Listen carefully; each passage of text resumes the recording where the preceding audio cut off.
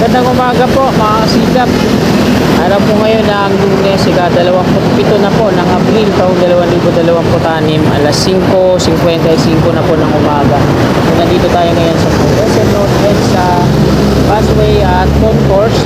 Ngayong umagang ito, silipin ulit natin dito sa MRT7 Turnback Guideway.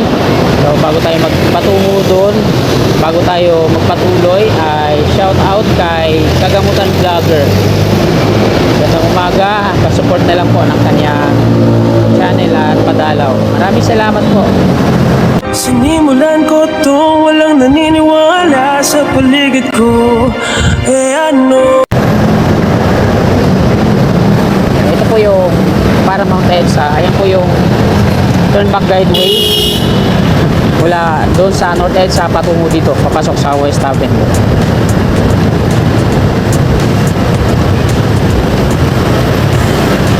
Dito na tayo sa may West Avenue. Tahimik, ano? Kunti na lang yung mga workers na nakikita ko na nagtatrabaho dito. Ikutan lang natin to mga kababayan, no? Hindi ka pa magsalpukan yung kotse tsaka jeep sa unahan. Nagpangabot nga ba? Hindi ka, no?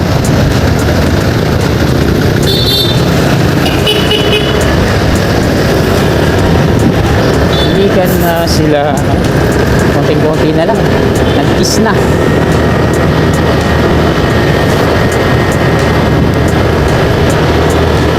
Kawawa naman yung jeepney driver dyan pag ganyan. Dapat ingat-ingat lagi kasi mahal lang na ang gasolina, diesel, magbabayad ka pa ng ano. Konti na lang sila, oh. Mabibilang mo na, wala nang 20. Dati talagang ano to dito, full force sila dito, ang dami, may gitis 40, may gitis 50, ganun. Nandito pa yung mga heavy equipment nila dito, mga mandi. So ito na lang yung part na to na mayroon pang platform dito sa kanang bahagi ng Viaduct. Marami pang mga ano dito, mga precast na parapet wall, at eto, yan yung bahagi ng crane na parang dinismantle, tapos yung pang balance, yung bakal. Valera Street na po tayo.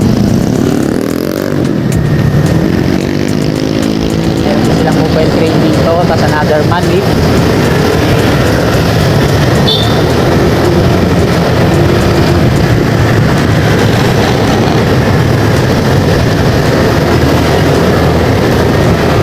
Dito na po tayo mag-U-turn. Ito na po yung dulo niya, next sa amin Street. Makaliwa. Ang tumbok niya dun sa may ABS-CBN at sa may Philip Big Brother. Sa mga gusto nyo magtungo at meron kayong motorsiklo, dito kayo dadaan, dire-diretso yun doon. Dito tayo sa palabas na ng EDSA. May mga ano dito, yung mga steel mesh. Doon sa parapet mall na in-install nila, pinapatumak pa nila ng ganyan, mga steel mesh.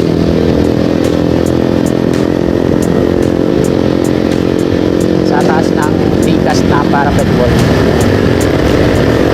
nadagdagan pa nila ng mga bakal na bako. Ito yung frame na sinapsap na nila dito, bahagi. Kaya nga natitira pa dito mga precast parapet wall. Ang dami mga luma beams, tapos mga steel bar.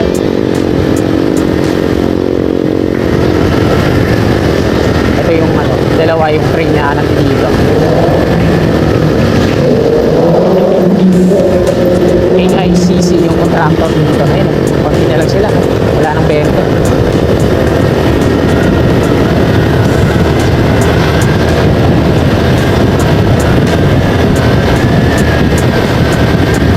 Ganda ng ano yun, viaduct, straight na straight talaga.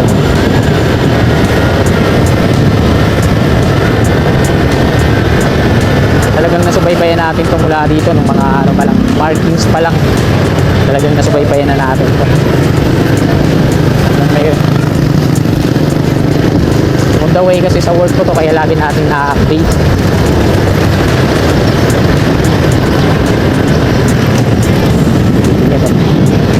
Ito na lang, isang span na lang yung hindi pa nila na-installan ng mga phenolic board platform.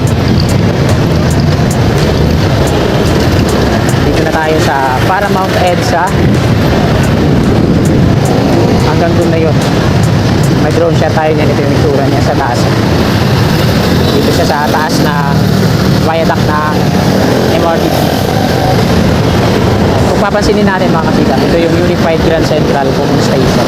So, sa kaliwa yung LRT1 at ito yung MRT3 sa kanan. Yung viaduct ng LRT1, ayun o, yung kinakalawang na. Patungo yan doon sa may harap ng SM Annex. Tapos babalik siya dito sa concrete viaduct na to. Turn back driveway ng MRT3. So, ito, parang kukunti lang yung pagitan. Tingnan nyo yung poste ng kable ng, ng MRT3.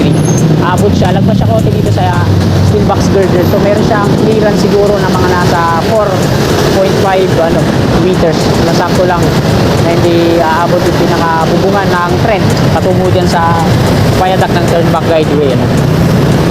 So, diretso na tayo. At ito yung Unified Grand Central Common Station. So, hanggang dito na lang ang video na to mga kasikap. Maraming salamat po sa inyong walang sawa at umpay na suporta kahit nakakasawa na yung mga video ko. Gandang umaga po, lagi po tayo mag-iingat and God bless.